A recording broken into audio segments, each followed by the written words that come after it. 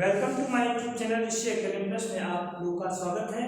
और सभी विद्यार्थियों से निवेदन है कि हमारे चैनल ऋषि एकेडमी प्लस को सब्सक्राइब कर लें। और अब हम एक्टिव पैसिव का जो पास्ट इंडेफिनिट टेंस पढ़ाने जा रहे हैं। इससे पहले मैंने प्रेजेंट इंडेफिनिट को कंप्लीट किया। I am going to teach past indefinite tense simple sentence. तो how will you make this sentence in passive voice? Active in passive, active voice subject, then verb second, then object. And passive voice object, then was comma verb, then my verb third, then by, then subject. That's the rule. And example, active voice का example I called you. देखो इसमें second form दी गई है। सबसे पहले हम जान लेते हैं how will you identify of this sentence। आप कैसे पहचानेंगे कि ये किस बात का टेंस है? मुख्य रूप से आपको पहचान से पता चलेगी कि ये जो वर्ब दी गई है किस कैटेगरी की है, यानी कि सेकेंड फॉर्म है। If you will get second form then you can say past indefinite sentence. And after that you, ये जिसके बाद यू दिया गया है ये ऑब्जेक्ट है, ये मैन वर्ब है और ये सब्जेक्ट होता है। अब इसमें आपको पैसिव वॉइस किस तरीके से बनाना है, देखिएगा क्या करना है। यू को पहले आपको लाना है, क्या करना है यू। और याद रखो इसका रूल है, यदि सेकेंड फॉर्म होती है तो वाज और verb helping verb passive voice में यूज की जाती है। तो was comma verb according to subject with use helping verb was comma verb. अब यू के साथ क्या है, यू प्लूरल प्रोनाउन है, so we can use verb. We can use verb. You verb, and after verb third, called की जो second form भी called होती है, थर्ड फॉर्म भी called होती है। तो देखिए you were called, अब by और सब्जेक्ट क्या है I को किस तरीके से चेंज करते हैं पैसिव वॉइस में, by me। तो बहुत ही सिंपल तरीका है, आप बिल्कुल निश्चित हो जाइए by me। तो देखो ये बन गया, कंप्लीट हो गया, यू आर कॉल्ड बाय मी। अब इसमें कोई आपको दिक्कत नहीं हो सकती है क्योंकि मैंने डीपली रूप से बताया है। देखो यू को लाए, देखो ऑब्जेक्ट पहले आता है, इसमें देखो ये रूल है, ऑब्जेक्ट पहले आया, ऑब्जेक्ट आया, according to object with use helping verb was comma verb according to subject, according to object.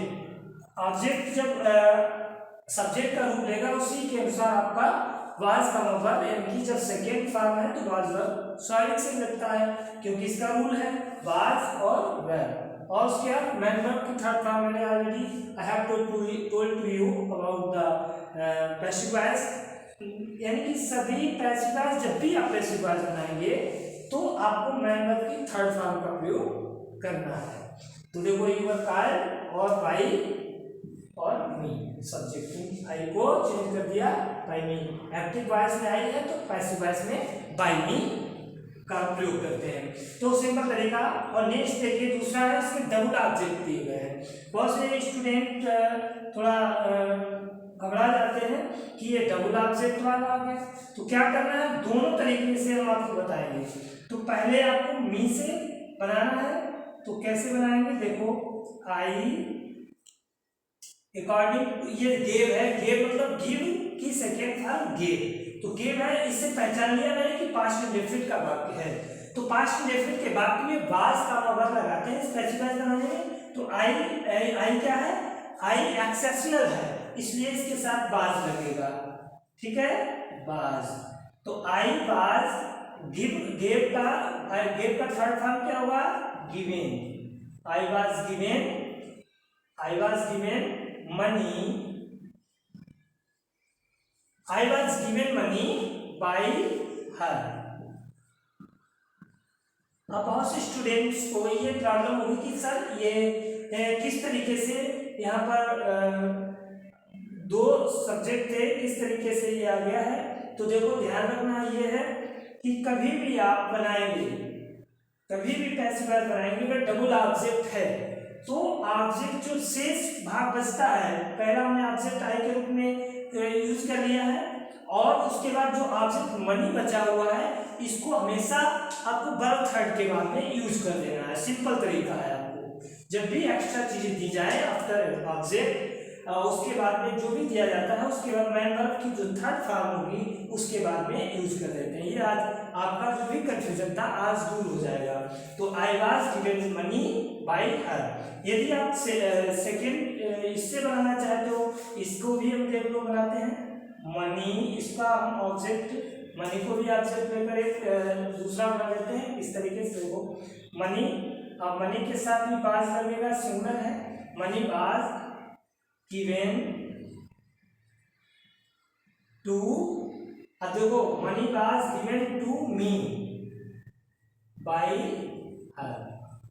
एक तो ये तरीका है money was given to me by her. देखो सेम दोनों के मैंने पैसिव वॉइस बता दिए हैं। ये भी पैसिव वॉइस है और ये भी है।